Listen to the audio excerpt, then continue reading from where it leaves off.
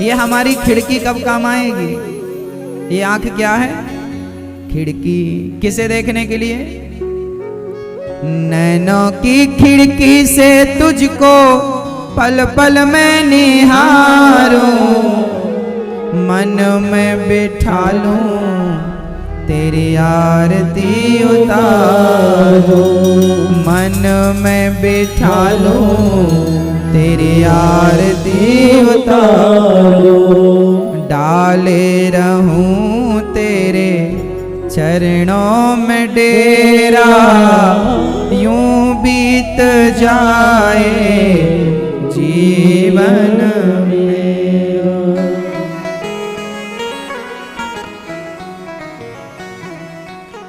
तो भगवान के श्री चरणों में यदि प्रेम हो जाए तो आनंद ही आनंद है। यदि विश्वास जम जाए तो काम बन जाए। आपके सारे दुख दर्द उसी दिन दूर हो जाएंगे जिस दिन आपका विश्वास 100% हो जाए ईश्वर पर। मेरा कोई सहारा नहीं, मेरा कोई ना सहारा बिन तेरे नंदलाल सवरिया मेरे, मेरा कोई ऑप्शन नहीं है। अच्छा, आज दुनिया में परेशान वह लोग हैं जिनके पास कोई दूसरे ऑप्शन हैं। आप लोगों को भगवान के सिवा ना दूसरा ऑप्शन दिखता है। चलो भगवान नहीं सुनेंगे, हमारे रिश्तेदार सुन लेंगे, हमारा भाई सुन लेगा, हमारे पड़ोसी तो सुन ही लेंगे। आप लोगों के पास ये ऑप्शन है इतने सारे, इसलिए भगवान कहते हैं कि चलो तुम उन्हीं को बुलाओ, हमें तो तुम बुलाते नहीं हो, तो आएंगे क्यों? इसलिए कहता हूँ जीवन के सारे ऑप्शन खत्म कर दो, एक ही पुकार हो कृष्ण के लिए। हम दूसरे का नाम अपनी जिह्वा पर रखें ही ना। हमारे तो फर्स्ट में भी कृष्ण थे, आखिरी श्वास में भी कृष्ण ही, हमारा दूसरा कोई ऑप्शन नहीं है। तारो ना तारो मर्जी तुम्हारी। तुम नरक भेज दोगे तो हम नरक भी चले जाएंगे। घास की कुटिया में रखोगे तो घास में भी रह लेंगे, महलों में रखोगे हम तुम्हारे ही हैं। अब तुम देख लो कि घास की कुटिया में रखना है कि महलों में रखना।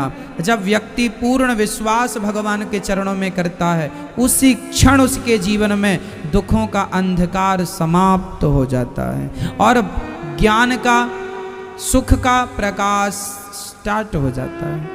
अंधकार को मिटाना है तो प्रकाश तो करना पड़ेगा। यदि आपके जीवन में दुख बहुत हैं, इसका अर्थ यह है कि आपका विश्वास कन्फर्म नहीं है, डगमग डगमग डोल रहा है। जरा पक्का वाला विश्वास करो।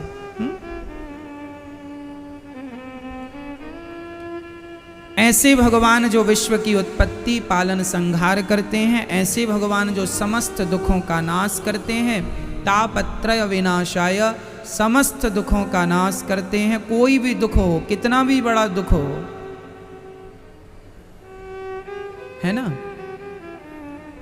भगवान श्री राम ने सुग्रीव का दुख दूर किया कि नहीं? क्या दुख था सुग्रीव का? सुग्रीव का भाई अपने बल से सुग्रीव की पत्नी का हरण कर लिया था और सुग्रीव को लात मार के घर से निकाल दिया था। सुग्रीव दर दर की ठोकर खाते भटकते रहे।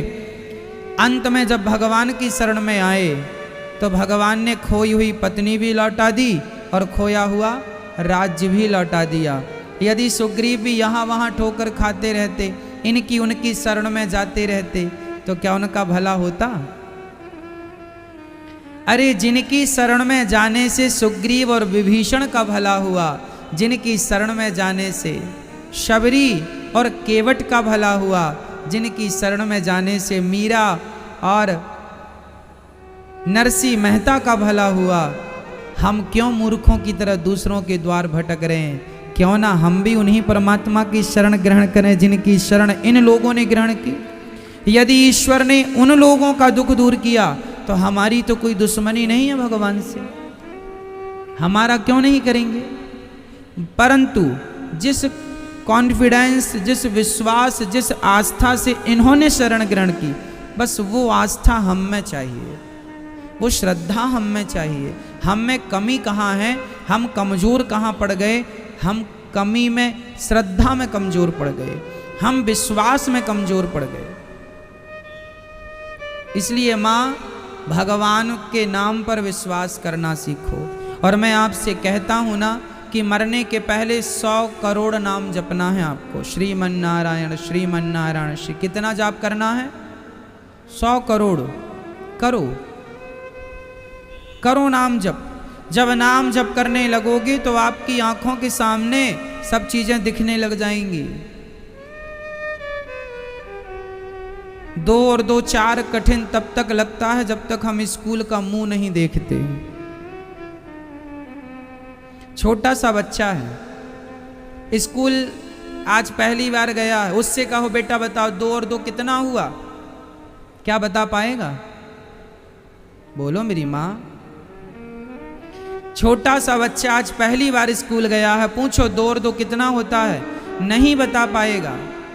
लेकिन वही बच्चा जब पढ़ना स्टार्ट करता है और अपनी पढ़ाई को पढ़ता है, पहले कठिन लगती है, पर वही पढ़ाई धीरे धीरे उसे सरल, फिर 2 और 2 क्या, फिर तो 50 और 50 100 भी बता देता है, 100 और 100 भी जोड़ लेता है, फिर तो कितना भी इंटू करा लो वो कर लेगा, क्योंकि वो पढ़ गया, समझ आ गई उसको। अब बातें सरल हो गई उसके लिए। पहले 2 और 2 कठिन था, अब 2 और 2 क्या, पूरा गणित सरल हो गई उसके लिए। क्यों सरल हुई? क्योंकि उसने मन लगा के पढ़ाई की। बस मेरी माँ, भक्ति के रास्ते में चलोगे, शुरुआती कठिन लगेगा, चल पड़ोगे, सब सरल हो जाएगा। तुम्हारी आंखों के सामने ईश्वर नजर आएंगे। ये प्रश्न है ना कि भगवान दिखते नहीं हैं। मेरी माँ, एक बार भक्ति की पढ़ाई कर लो, एक बार इस रास्ते में थोड़ी आगे तक जो चलो, अपने आप सारे डाउट्स क्लियर हो जाएंगे। सब चीज़ें आंखों के सामने होती हैं, सब आंखों के सामने। पहली बार आप हारमोनियम पकड़ते हैं ना, तो आप कुछ का कुछ बजाते हैं, कुछ नहीं आता, सारे गामा पाधा नहीं सा कुछ भी सही नहीं निकलता। पर जब आप बजाते रहते हैं, अभ्यास करते रहते हैं, तो आप कोई भी गाने की धुन निकाल पाते हैं। फिर आपको दिखने लगता है कि ये सुर लगेगा, ये नहीं लगेगा, ये बटन दबेगी, ये नहीं दबेगी, वो आपकी आंखों में दिखने लगता है। वो कब आया? अभ्यास से तो आया ना। उसी प्रकार जब आप उसमें चलते गए उस रास्ते पर, अपने आप आंखों में दिखता गया कि ये नहीं, ये नहीं, ये। उसी तरह आप ये भक्ति के रास्ते पर चलते जाइए, सब अपने आप आंखों के सामने आता जाएगा। क्या सच है, क्या झूठ है, केवल नाम जप करना स्टार्ट कर दो। श्रीमन्नारायण श्रीमन्नारायण श्रीमन्नारायण श्रीमन्नारायण। 100 करोड़ नाम जपना है आपको पूरी जिंदगी में, मरने के पहले। करो अभ्यास। कितना जप पाएंगे वो अलग विषय, हम कितना कर पाते हैं। लक्ष्य बड़ा होना चाहिए, हमारा टारगेट छोटा ना हो। हमारा लक्ष्य कैसा होना चाहिए? बड़ा। एक आदमी बोला मैं गधे से लड़ूंगा। अब गधे से यदि जीत भी गया तो लोग क्या, अरे गधे से जीता, और हार गया, अरे गधे से हार गया। इसका लक्ष्य छोटा है, गधे से नहीं लड़ना चाहिए। गधे से तो जीत जाओ या हार जाओ, गधे से लड़ने वाला गधा, गधे से लड़ने वाला गधा। टारगेट छोटा नहीं होना चाहिए। लड़ना है तो गधे से ना लड़ो, लड़ना ही है शेर से लड़ो। हार भी गए तो जमाना यही कहेगा, यार शेर से हारा है, शेर से हारा है। टारगेट बड़ा हो, जीवन में हमारे विचार बड़े हों, हमारी सोच बड़ी हो, हमें बड़ा करना है, बड़ा सोचना है, टारगेट बड़ा है। हमें लाख रुपए नहीं कमाने, हमें करोड़ कमाने। हमें करोड़ नहीं, हमें अरब कमाने। क्या? अरब कमाने। टारगेट बड़ा होगा तो आप ज़्यादा कमा पाएंगे, ज़्यादा सफल हो पाएंगे, आपकी एनर्जी बनी रहेगी। अब गधे से लड़ना, अरे गधे से लड़ना, एनर्जी रिलीज हो ही नहीं रही है, शरीर डाउन पड़ा है। क्योंकि लड़ाई किससे है आपकी? गधे से। और आप सच्ची बताएं, आप गधे से ही लड़ रहे हैं। छोटे छोटे काम में आप परेशान हो रहे हैं, छोटे छोटे काम में आप हार जा रहे हैं। क्यों? आपका लक्ष्य छोटा है। आपको महीने में कितने कमाने होते हैं? महाराज 20,000 मिल जाए महीने का, महाराज 1 लाख मिल जाए महीने का। अरे इतना छोटा लक्ष्य क्यों रखते हो? 1 लाख और 50,000 और 20,000 और 10,000 5,000 ना, टारगेट बड़ा करो। हमें महीने का 5 लाख कमाना, 10 लाख कमाना, 50 लाख कमाना, 1 करोड़ कमाना, 10 करोड़ कमाना। टारगेट बड़ा सेट करो, उस हिसाब से फिर काम करो। उस हिसाब से जब आप टारगेट बड़ा करेंगे, अपने आप आपका काम भी बड़ा हो जाएगा। जब सोच, हर चीज सोच पर टिकी हुई है, हर चीज विचारों पर टिकी हुई है। आपके विचार अच्छे हैं, विचार ऊंचे हैं, आप बड़ा कर पाएंगे। पर आप सोच ही रहे हैं हमें लड़ना ही गधे से है।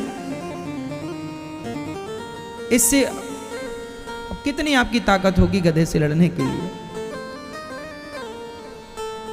इसलिए जीवन में हमें कभी भी छोटे लक्ष्य को नहीं बनाना। लक्ष्य हमेशा हमारा बड़ा होना चाहिए, टारगेट हमारा बड़ा, सोच बड़ी रखो।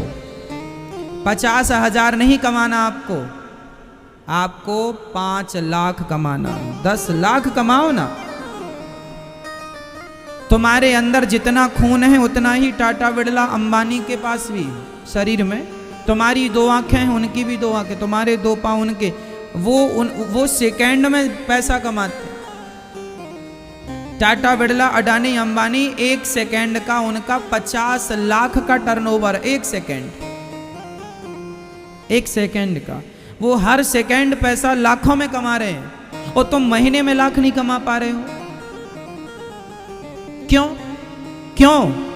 क्यों? क्योंकि उनका टारगेट बड़ा, उनका लक्ष्य बड़ा है, आपका लक्ष्य छोटा है। बस इतनी सी बात है, कोई बड़ी बात नहीं, बहुत अंतर नहीं है। इसलिए मैं नौजवान दोस्तों से, नौजवान भाइयों से, अपनी माँओं से कहा करता हूँ, बच्चों को कथा सुनवाया करो। इस कथा में मैं आपके बच्चों को अच्छा रास्ता ही बताऊंगा। मैं आपके जीवन को अंधकार से निकालकर प्रकाश में ही ले जाऊंगा। मेरा सारा जीवन आपको रास्ता बताने के लिए ही है। ईश्वर ने भेजा ही मुझे इसलिए है कि सही रास्ता इन्हें बता के आओ। कभी मैं आपको कोई गलत जानकारी नहीं दूंगा, गलत रास्ता नहीं बताऊंगा। बस विश्वास से सुनते रहो और सुनकर उस बात को फॉलो करते रहो, चरितार्थ करते रहो, चरित्र में उतारते रहो, उस पर अमल करते रहो। सामान्य भाषा में अमल है ना। बताओ, समय बड़ा होता है कि पैसा? कीमत ज्यादा किसकी है, समय या पैसे की? मैं बिल गेट्स के बारे में, बिल गेट्स है या गिट्स है ये कंफर्म नहीं है, पर नाम सही है, बिल गेट्स नाम है, गिट्स। मैंने बिल गेट्स के बारे में, गेट्स के बारे में पढ़ा, सुना। उनके बारे में बताया गया कि यदि बिल गेट्स के $50,000 गिर जाएं, सुनिएगा बात बहुत गंभीर है। बिल गेट्स अमेरिका का नहीं, दुनिया का सबसे बड़ा आदमी आज वर्तमान में कोई है, उसका नाम है बिल गेट्स। दुनिया का सबसे बड़ा आदमी वो है। कहते हैं उसके बारे में कि यदि उसके $50,000 जानते हैं कितना हुआ? भारत के हिसाब से 35 लाख, लगभग 30-35 लाख, समझियो मैया। बिल गेट्स के भारत की मुद्रा के हिसाब से यदि 35 लाख रुपए गिर जाते हैं, $50,000 गिर जाते हैं, तो बिल गेट्स उसे गिरे हुए पैसे को उठाता नहीं है। किसी ने पूछा, साहब इतने पैसे गिर गए, आप उठा नहीं रहे हैं? तो बिल गेट्स ने बड़ा प्यारा जवाब दिया। उसने कहा, भैया जितना समय मैं इन पैसों को समेटने में, उठाने में खर्चा करूंगा, उतने में तो $1,00,000 कमा लूंगा।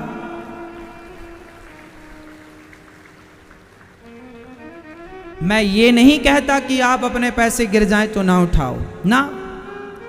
मैं ये कहना चाहता हूं कि वो व्यक्ति दुनिया का सबसे अमीर व्यक्ति इसलिए बन गया क्योंकि उसने पैसे से ज्यादा समय को महत्व दिया है। वो कहता है कि पैसा तो गिर गया तो आ जाएगा, समय चला गया कहां से लाऊंगा। आपकी जवानी चली गई कहां से लाओगे। पैसा तो लाख और करोड़ कल भी आ जाएंगे, आपका आज की तारीख निकल गई ना, कहां से लाओगे। 2021 निकला जा रहा है, अब आएगा दोबारा। सितंबर का महीना निकला जा रहा है, अब आएगा। इसलिए मेरी मां, मैं ये कहना चाहता हूं कि जीवन में समय की वैल्यू जो करता है, जो व्यक्ति हर समय का सदुपयोग करते हुए अपने लक्ष्य की ओर आगे बढ़ता है, जो व्यक्ति समय को चुनता है, माता लक्ष्मी उसे चुन लिया करती हैं। वाह, ये समय का बड़ा पक्का आदमी है। इसलिए जीवन में आप अपने समय को सोकर ना गवाओ। कह दो जवान बच्चों से, ये समय तुम्हारे सोने का नहीं है, ये समय कामयाब हो जाने का है, सफल हो जाने का है। उठो, चलो, तब तक चलो जब तक अपने लक्ष्य को प्राप्त ना कर लो। राम काज कीन्हे बिनु मोहि कहाँ, विश्राम मुझे तब तक विश्राम नहीं करना जब तक मेरा लक्ष्य पूरा। लक्ष्य क्या होना चाहिए आपका। मैं 100 लोगों को रोजगार दूंगा, ये मेरा लक्ष्य होना चाहिए। मैं कितने लोगों को रोजगार दूं। पहले 10 लोगों को दीजिए, फिर 20 लोगों को दीजिए, फिर 50 को दीजिए, फिर 100 को दीजिए। जब आप दूसरों को रोजगार देने लग जाएंगे तो आप सफल हो ही जाएंगे। आज दुनिया में वही सबसे ज्यादा सफल है जो दूसरों को रोजगार दे रहे हैं। इसलिए आप अपने आप को भी ऐसा विकसित कीजिए, ऐसा डेवलप कीजिए, ऐसा मेंटेन कीजिए, ऐसी प्लानिंग कीजिए कि आपको बड़ा होकर, समझदार होकर 100, 200, 500, 1000, 2000, 10,000 लोगों को रोजगार देना। हमें नौकरियों के पीछे भागना नहीं है। सफलता, आप लोगों का टारगेट छोटा, गधे से लड़ना है, लड़ते रहो गधे से। जीत जाओ तो भी गधे हो और हार जाओ तो गधे तो हो ही। इसलिए लड़ाई गधे से ना हो, लड़ाई शेर से हो। कंपटीशन करना ही है तो मोहल्ले के लड़के का क्या कंपटीशन करते हो। कंपटीशन करना ही है, अरे तो टाटा बिरला अंबानी का क्या कंपटीशन करते हो। बिल गेट्स का कंपटीशन करो। हाँ, कि ऐसा दिन आएगा मैं लेकर आऊंगा कि तुम $50,000 गिरने पर नहीं उठाते। आप ऐसा लेके आओ समय कि आप $1,00,000 गिर जाएं आपके तो आपको उठाना ना पड़े। कहो साहब जितना समय उठाने में लगाऊंगा उतने में तो $10,00,000 कमा लूंगा। आपका लक्ष्य बड़ा होना चाहिए, टारगेट बड़ा होना, कंपटीशन करना ही है। अरे गहरे नत्थु खैरों का क्या काम, बढ़िया आदमी का करो, सफल व्यक्ति का कंपटीशन। समझ में आ गई बात। बस कुछ भी करो ईमानदारी से चलो और ईमानदारी से चल के अपने आप को सफल करो। और जब सफल हो जाओ तो सफलता का सारा श्रेय किसे देना चाहिए। सारा श्रेय श्याम सुंदर को। प्रभु आपकी कृपा से सब काम हो रहा है, करते हो तुम कन्हैया, मेरा नाम हो रहा है। सब वही कर रहे हैं, वही करा रहे हैं, हम निमित्त बन के चल रहे हैं, केवल निमित्त। मैया जी, ऐसे भगवान जो समस्त दुखों का नाश करते हैं, ऐसे भगवान को हम नमस्कार करते हैं। श्री कृष्णाय वयं नुमः यं प्रव्रजन्तमनुपेतमपेत कृत्यं द्वैपायनो विरह कातरया जुहाव पुत्रेति तन्मयतया तरवो विनेदुस् तं सर्वभूत हृदयं मुनिमानतोऽस्मि।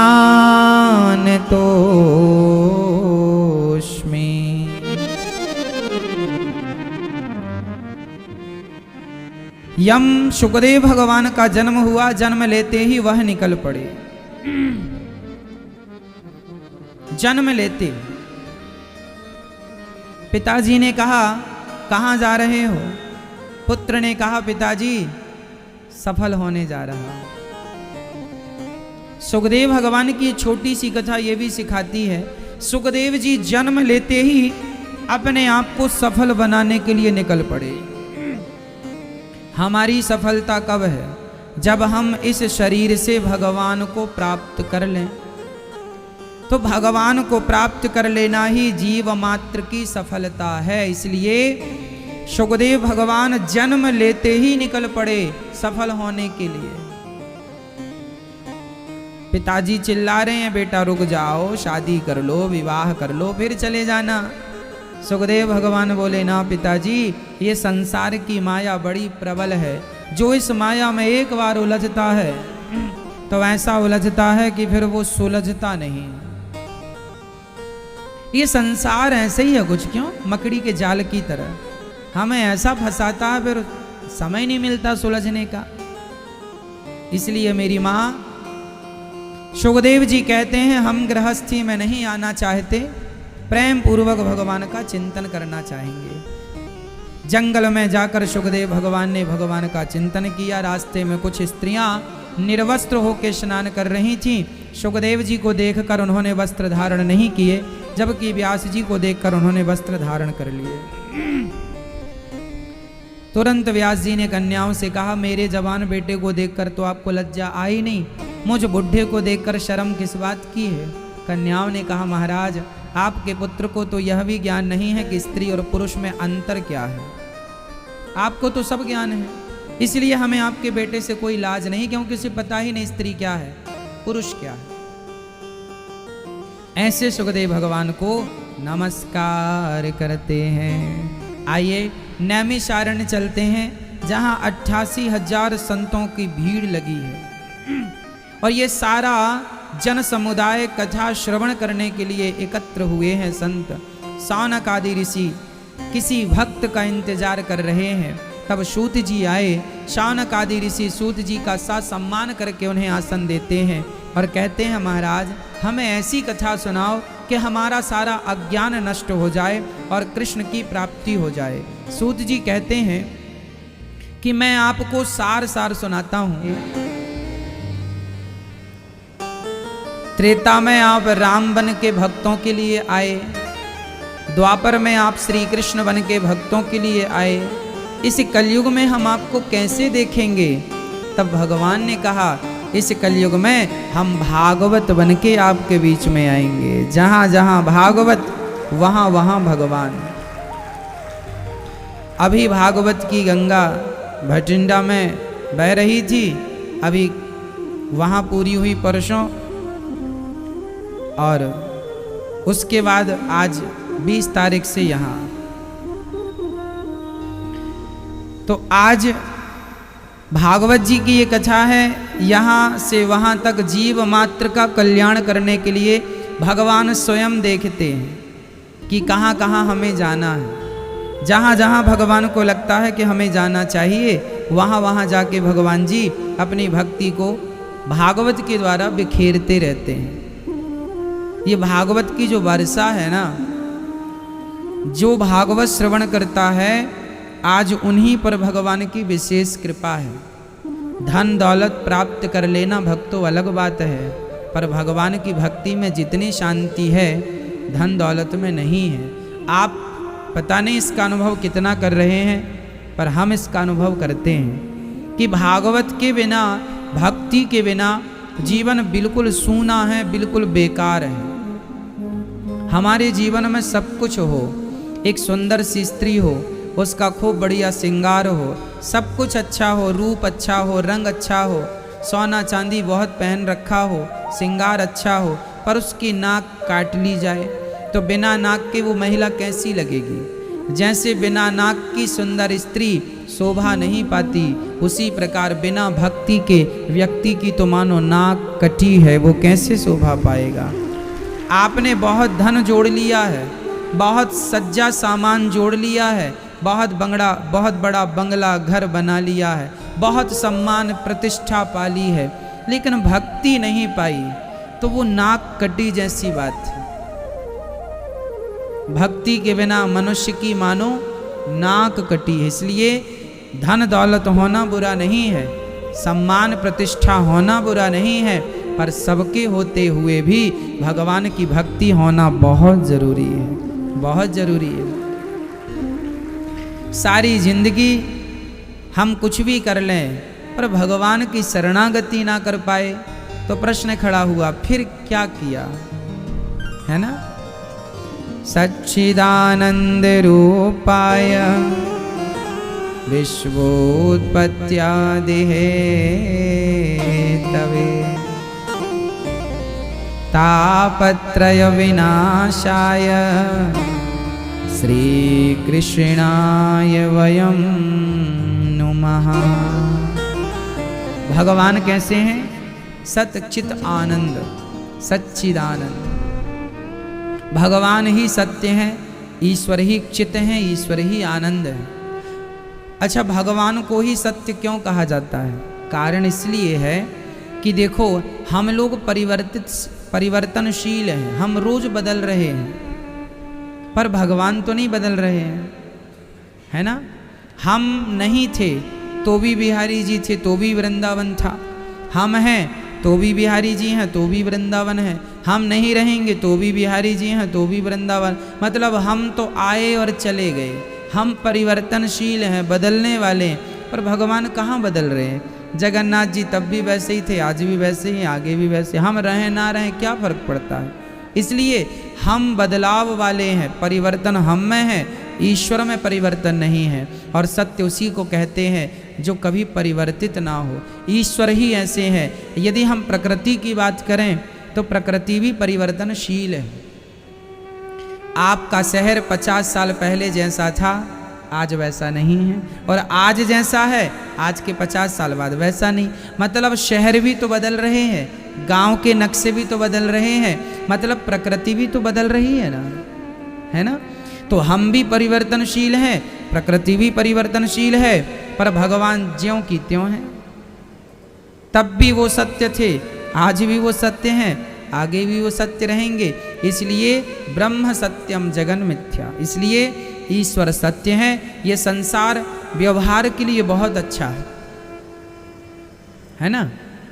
व्यवहार हमें यहाँ करना है संसार में। इसका अर्थ ये बिल्कुल नहीं है कि आप अपनी पत्नी को, अपने पति को, अपने पुत्र को छोड़ दो। अपने काम धाम को छोड़ने का नहीं कह रहे हैं। खूब पैसा कमाओ, खूब व्यापार करो, सब कुछ करते हुए भगवान में वैसे ही डूबे रहना। जैसे मिश्री में मिठास समाई हुई है, ऐसे काम करते हुए आपके भीतर भगवान समाये रहें, मिश्री की तरह, मिठास की तरह। परे ना हो, अलग ना हो, च्युत ना हो, बिल्कुल हम में भिन्नता नजर ना आए। ईश्वर और हम दो नजर ना आए। प्रेम गली अति साकरी जा में दो न समाए। जब मैं था तब हरि नहीं, अब हरि है मैं ना आए। प्रेम गली अति साकरी जा में दो न समाए। ये प्रेम की गलियां बड़ी सकरी हैं माँ, दो लोग नहीं आते, एक ही आता है। या तो आप बैठ जाओ या तो भगवान को बिठा लो। इसलिए आप अपने आप को मिटा दो। कैसे मिटेंगे आप? जैसे मिश्री का ढेला आप पानी में डाल दो तो मिश्री का ढेला पानी में घुलकर पानी हो जाता है, हाँ या ना। नमक का ढेला पानी में घुल के क्या हो जाता है? पानी हो जाता है। जैसे नमक पानी में घुलकर पानी हो गया, मिश्री पानी में घुलकर पानी हो गई, उसी प्रकार भगवान की भक्ति ऐसी कर लो, ऐसे कर लो कि आप संपूर्ण शरीर घुलकर, तन मन सब घुलकर भगवान की भक्ति में ऐसा डूब जाए कि भगवान मैं हो जाए। घुल जाना, डुबा देना, मैं अपने अस्तित्व को भूल जाऊं कि मैं कौन हूं। यही है प्रेम गली अति साकरी जा में दो न समाए। प्रेम का रास्ता थोड़ा कठिन है मैया, पर हो जाएगा तो काम बढ़िया हो जाएगा। ईश्वर सत्य है, चित स्वरूप है और आनंद के सागर हैं। आनंद चाहिए तो भगवान की शरणागति ग्रहण कर लो। दुनिया में तब तक ही रोना धोना है जब तक आप भगवान से दूर हैं। मैया सच कहता हूँ, आज की बात बताऊँ मैं आपको। एक मैया आई हमारे पास, महाराज मैं बहुत दुखी हूँ। मैंने कहा मैया बोलो श्रीमन नारायण। जब मैंने बोला बोलो श्रीमन नारायण, उसने कहा ना महाराज मैं बहुत दुखी हूं।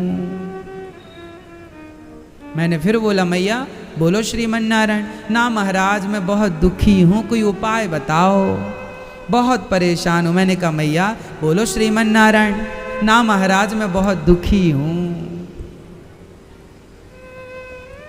ऐसे लोगों का तो दुखी होना भी जायज है?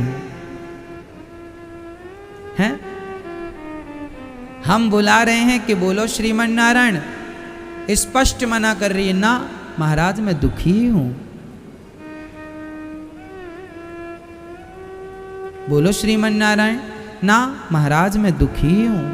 अरे तो हम कह तो रहे हैं कि तुम्हारा दुख मिट जाएगा सदा सदा के लिए, तुम एक बार सच्चे हृदय से राधे श्याम कहो तो सही, एक बार भगवान की शरण में आओ तो सही, एक बार अपने आप का समर्पण करो तो सही, दुख तो नजर ही नहीं आएंगे। आप एक बार विश्वास करें तो, पर विडंबना यह है कि आदमी को विश्वास नहीं, उन्हें लगता है कोई भभूति से काम बनेगा। आज आदमी अंधविश्वासी ज्यादा है। आज लोग दुखी क्यों हैं? लोगों का पतन क्यों हो रहा है?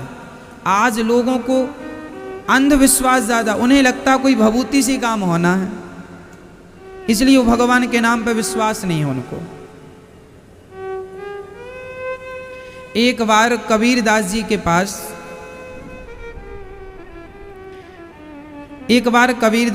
पास एक रोगी आया। कबीर दास जी के पास जब भी कोई रोगी जाते थे ना, तो कबीर दास जी तुलसी उठाते थे, तुलसी पर राम लिखते थे, पानी में डुबाते थे और वही पानी रोगी को पिला देते थे। चाहे बुखार हो, चाहे मलेरिया हो, चाहे कैंसर हो, चाहे हड्डियों का रोग हो, चाहे उनको जमाने का कोई भी रोग लाख थे, पर कबीर जी के पास इलाज एक ही था। इलाज क्या था? वो बड़ी श्रद्धा से राम नाम लिखते चंदन से तुलसी पर, तुलसी को पानी में डुबाते और वह पानी रोगी को पिला देते, वह रोगी ठीक हो जाता। ऐसे चमत्कारी कबीर दास जी थे। एक दिन कबीर दास जी कहीं गए थे, तभी एक कोढ़ी आ गया। कोढ़ का रोग था, शरीर की चमड़ी गल गल के गिर रही थी, मावाद पूरे शरीर में, पस पूरे शरीर में बनी थी, दुर्गंध निकल रही थी। वह आया और कहा कबीर जी हमारा इलाज कर दो, बड़ा दर्द है। कबीर जी तो थे नहीं घर में, उनका बेटा कमाल, कबीर जी के बेटे का नाम था कमाल और उनकी बेटी का नाम था कमाली, कमाल कमाली, कमाल नाम का बेटा था। तो वो बेटा भी बड़ा भगत था। भाई बाप भगत है तो स्वाभाविक है कि कुछ रंग तो बेटे पे आएगा। तो बेटा बोला पिताजी तो नहीं है, आप रुक सको तो 2 दिन रुक जाओ, 2 दिन बाद पिताजी आएंगे, बाहर गए हैं काम से। कबीर दास जी गए होंगे कहीं सेवा भाव में। कमाल ने कहा अच्छा, वो रोगी बोला भैया मैं रुक नहीं पाऊंगा, बड़ा दर्द है, ऐसा लगता है प्राण निकल जाएंगे, मैं तड़प रहा हूँ, एक एक मिनट मेरे लिए असहनीय दर्द, मैं मर जाऊं या फिर मुझे मार डालो या मेरा इलाज कर दो। कमाल को दया आई और कमाल तो देखता ही था कि पिताजी इलाज कैसे करते हैं। तो उसने क्या किया, कमाल ने तुलसी के पत्ते पे ऊपर लिखा राम और पीछे भी राम ऊपर लिख के नीचे भी राम लिख दिया, फिर पीछे भी राम लिख दिया और फिर नीचे भी राम लिख दिया। मतलब एक पत्ते में कमाल ने 4 बार राम लिख दिया। कितनी बार राम लिखा? 4 बार। और उसने भी पानी में डुबाया तुलसी पत्ते को और पानी रोगी को पिलाया। देखते देखते रोगी का सारा कोढ़ ठीक हो गया, रोते रोते आया, हंसते हंसते चला गया। 2 दिन बाद कबीर दास जी लौट के आए। कबीर दास जी के चरणों में कमाल गिर पड़ा, पिताजी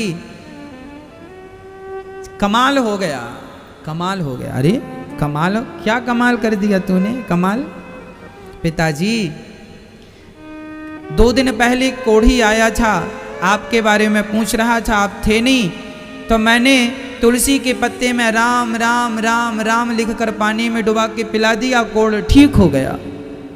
कबीर दास जी रोने लगे। कमाल बोला पिताजी कोई गलती होगी क्या हमसे जो आप रोने लगे? कबीरदास जी रोते रोते बोले, बेटा क्या तुझे राम नाम पे बिल्कुल विश्वास नहीं है? अरे पिताजी कैसी बात कर रहे हैं, विश्वास नहीं होता तो फिर उस कोढ़ी का रोग कैसे ठीक होता? मुझे पूर्ण विश्वास है कि राम नाम से ही व्यक्ति का कल्याण होने वाला है। कबीरदास जी रोते रोते बोले, ना बेटा, तुझे यदि राम नाम पे विश्वास होता तो तू 4 नाम ना लिखता बेटा। कोढ़ी का रोग तो एक नाम से ही ठीक हो जाता, 4 नाम लिखने की क्या जरूरत थी? तुझे विश्वास होता तो तू एक ही नाम लिखता। मैं एक नाम इसलिए लिखता हूं क्योंकि मुझे उस राम नाम पर पूर्ण विश्वास है। उस कृष्ण नाम पर विश्वास होना चाहिए, उस राम नाम पर विश्वास होना चाहिए, उस नारायण नाम पर विश्वास होना चाहिए। यदि विश्वास है तो आपका जो नाम है श्रीमन नारायण, राधे कृष्ण, सीताराम, केवल इतना ही तुम विश्वास से जप लोगी ना माँ, तो तुम्हारी आधी व्याधि समाप्त हो जाएगी। पर विश्वास नहीं है तो फिर प्रपंच में पड़ के घूमती रहो जमाना। मैंने मैया से बोला, मैया बोलो श्रीमन नारायण। ना महाराज मैं दुखी हूँ। बोलो मैया श्रीमन नारायण। ना महाराज मैं दुखी हूँ। अब बताओ इनके दुख का क्या इलाज है कोई इलाज? इन्हें भगवान के नाम पे भरोसा नहीं। और विडंबना तो ये है मैया कि भगवान कहते हैं मंत्र जाप मम दृढ़ विश्वासा।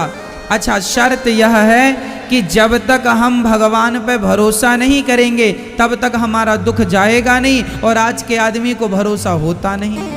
अब भरोसा होता नहीं है, तुम्हारा दुख जाता नहीं है, तुम भभूति भस्मी रमा के थोड़ी बहुत तसल्ली करते रहते हो।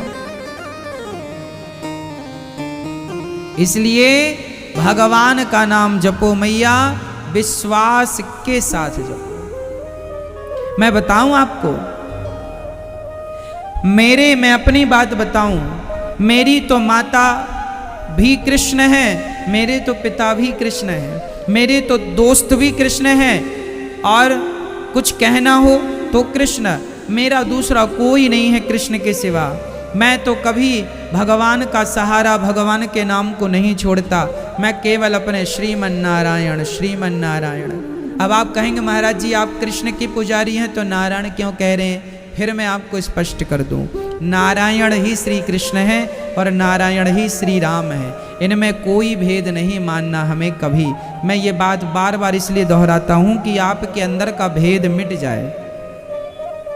चाहे नारायण कह दो, चाहे कृष्ण कह दो, चाहे राम कह दो, बात एक है। तो मैं अपने नारायण के अतिरिक्त, अपने कृष्ण और अपने राम के अतिरिक्त मैं कहीं मन लगाने की कोशिश भी नहीं करता। मुझे जरूरत ही नहीं है। मैं जानता हूं कि एक नारायण नाम से ही मैं भवसागर से पार कर जाऊंगा। फिर मैं जो अधिक जप रहा हूं वो तो मेरे कई जन्मों को सुधारने के लिए, कई जन्मों, जितने नाम मैं जप लूंगा मेरे उतने जन्म सुधर जाएंगे। तो मेरा अजामिल तो एक नाम के बल पे तर गया, बाकी जो जपा वो सब प्लस था। इसलिए भगवान कैसे हैं? सच्चिदानंद रूपाय सच्चित आनंद। भगवान करते क्या है? विश्वोत्पत्त्यादि तवे, विश्व की उत्पत्ति करते हैं, पालन करते हैं और संहार करते हैं। ये विश्व की उत्पत्ति पालन सब भगवान ही करते हैं। हमें लगता है हम कुछ कर रहे हैं, हमें लगता है हमने ये किया, ना हमने कुछ किया ना हम कुछ कर सकते हैं। सच कहता हूँ सब कुछ भगवान करते आए हैं और करते जाएंगे। हम केवल पुतली हैं, कठपुतली, नाचते आए हैं नाचते जाएंगे। इसलिए कहा करता हूँ कि हर श्वास में भगवान का चिंतन किया करो, हर क्षण भगवान का स्मरण किया करो।